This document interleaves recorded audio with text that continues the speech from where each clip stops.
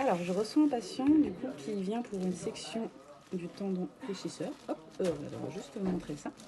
Voilà, donc il y a une section du tendon du fléchisseur profond et superficiel de l'index. Alors, je vais vous enlever la telle, monsieur. Et du coup, on va juste regarder la plaie. Donc on fait attention quand on enlève la telle à surtout pas partir et pas mettre le doigt en extension. On fait très attention du coup. Hop là. Voilà, on va enlever ça. Alors, tac. On va après. Vous avez une 45. Donc, on va faire attention. Hop là. Donc là, vous n'avez plus de pansement. Parfait.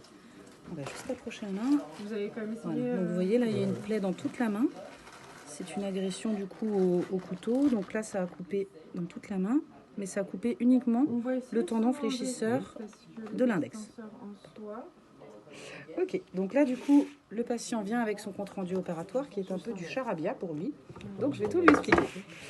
Alors, il y a donc eu une section complète du fléchisseur superficiel de l'index. Le fléchisseur superficiel dans l'index, monsieur, c'est celui-ci.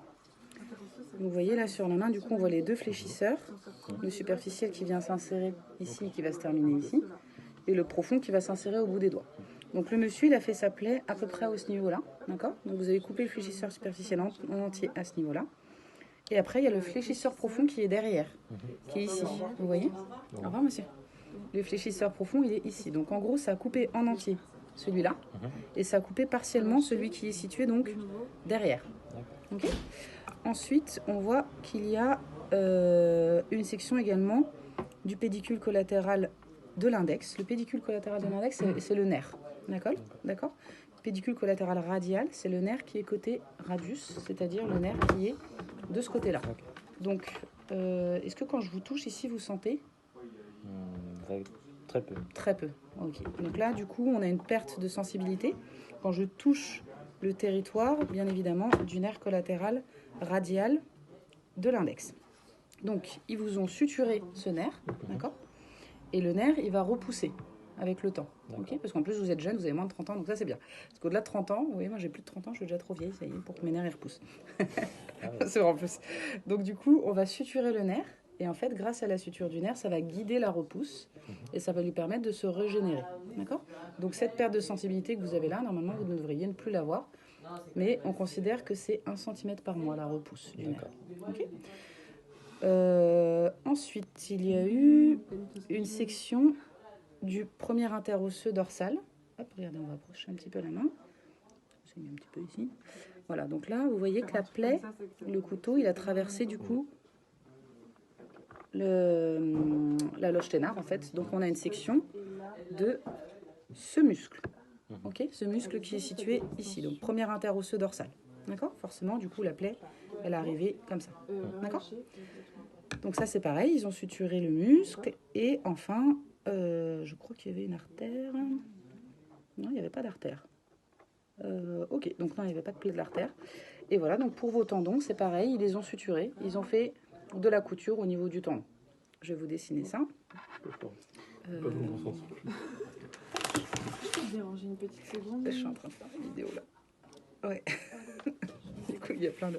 Je fais un petit... Je couperai au montage ce que je suis en train de dire. Alors, attends, il faut que je reprenne parce que du coup, pour faire les montages, je sais plus ce que j'étais en train de dire. Désolée. C'est pas grave. Donc, je vais vous faire un dessin. Hop. Donc là, on a une suture. On a une section du nerf. Ça donne ça. Ça fait que le nerf, il est coupé. Et pour suturer ce nerf, on peut pas... Il y a plein de petits filaments dedans qui sont trop fins, qu'on ne peut pas suturer un par un. C'est pas possible. D'accord? Donc, ce qu'on va faire, en règle générale, c'est qu'on va mettre un manchon. Hop. Donc, on va mettre... Ça peut être un morceau de veine ou ça peut être un petit manchon en plastique qui va faire le tour de l'artère, comme ça, et qui va permettre de guider, du coup, la cicatrisation du nerf, pardon. Qui va permettre de guider la cicatrisation du nerf dedans. Ok? Est-ce que c'est clair? Ouais, ça va, parce que je m'en mêle un peu les pinceaux là. Donc, ça va guider la repousse du nerf. Et donc, ça va guider la repousse de ces petits filaments qu'on ne peut pas suturer les uns après les autres. Donc, en gros, on guide le nerf et il y a tout qui repousse dans le tube, en fait, dans le tuyau. Ok? Ça, c'est pour le nerf. Et concernant les artères... Oh, merde! Ça, c'est pour le nerf. Et concernant les tendons, donc là, ça va être pareil. c'est une corde qui est coupée. Et donc, on va demander au chirurgien... Merde. Oula, concentre-toi, t'es sadiste, réveille-toi. Donc, le chirurgien va proposer du coup des sutures du nerf qui vont être des sutures internes au nerf, donc comme une couture, comme une couturière.